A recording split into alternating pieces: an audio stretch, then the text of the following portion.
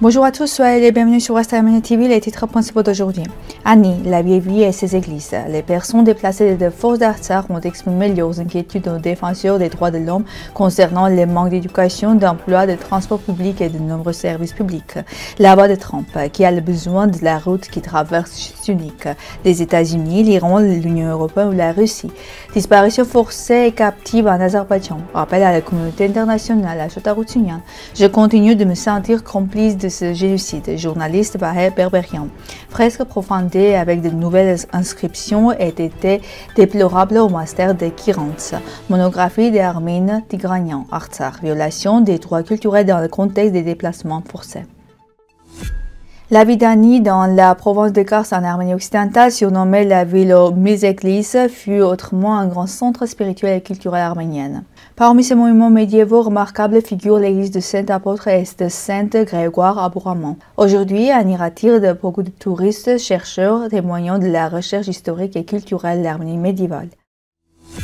La défenseur des droits humains en Haït-Manasyan s'est rendue à Djambarak le 30 septembre où elle a rencontré des habitants dont des déplacés d'Artsakh. Ceux-ci ont signé des difficultés liées à l'éducation, l'emploi, les transports, les services et le logement aggravés par l'explosion de cette année. En Haït-Manasyan a promis de transmettre ces problèmes aux autorités compétentes. Ces dernières années, Syunik est devenu un point central du conflit arméno-azerbaïdjanais. Selon la BBC, la région est évoquée dans le cadre de la route Trump, un projet reliant les intérêts des États-Unis, de la Russie, de l'Union européenne et d'Iran, incluant voies ferrées, gazoducs et fibres optiques.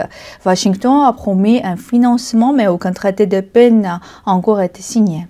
Bakou réclame un corridor sans contrôle arménien. Kérévan refuse tandis que l'Iran s'y oppose fermement. Malgré ces tensions, la BBC souligne qu'après la médiation américaine, les tirs ont cessé dans les villages frontaliers de Syunik. L'Arménie sait que 23 prisonniers de guerre arméniens sont détenus en Azerbaïdjan, mais leur nombre pourrait être bien supérieur. Selon Cyrano Sahakian, au moins 80 disparitions forcées ont été confirmées. Parmi eux figurent des dirigeants de l'Artsakh et des captifs de 2020, certains cas ayant conduit à des meurtres. La Croix-Rouge a eu un dernier accès en juin. Depuis bloqué, aucune organisation internationale ne peut aujourd'hui vérifier leur situation. Depuis plus d'un siècle, les Arméniens subissent une politique de nettoyage ethnique menée par l'État azerbaïdjanais. Majoritaires sur des terres en 1897, ils ont été progressivement déportés, jusqu'au dépeuplement total de l'Artsakh après les guerres de 2020 et 2023. Églises, cimetières et monuments arméniens sont détruits, visant à effacer toute trace d'identité. Le président du Conseil national de l'Arménie occidentale, Ermenegildo Abramian, a saisi la Cour européenne des droits de l'homme, tandis que la Commission de l'Artsakh appelle la communauté internationale à dénoncer ces crimes et protéger les droits des Arméniens. Déclaration. Nous n'avons pas disparu de l'Artsakh arménienne. Nous en avons été chassés et étant de mettre fin à la politique criminelle de l'Azerbaïdjan au nom de la justice, du droit international et de la dignité humaine. Journaliste Bahir Berberian. Le silence est parfois la position la plus dangereuse. Quand des enfants meurent de faim, que les villes sont détruites et que le monde détourne le regard, il devient complicité.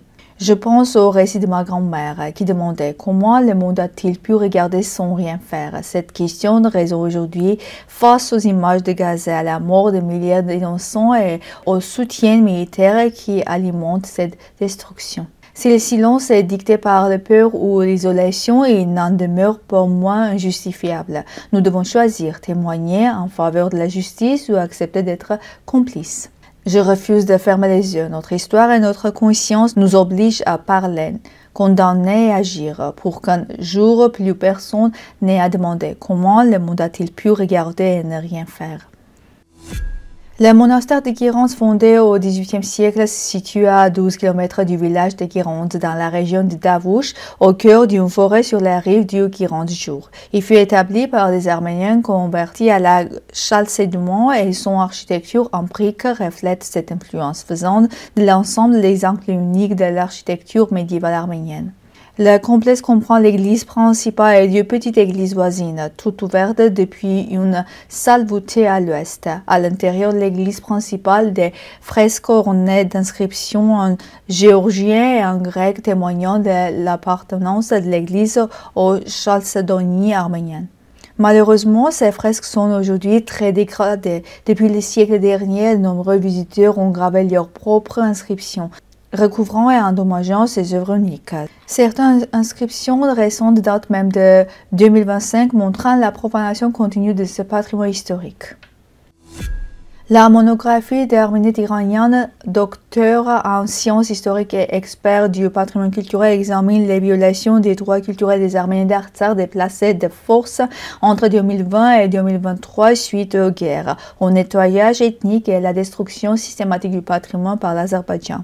L'ouvrage documente la destruction et l'appropriation d'églises, khachkars, cimetières, monuments et musées, analyse les impacts sur l'identité communautaire et propose des mécanismes pour protéger et restaurer les droits culturels.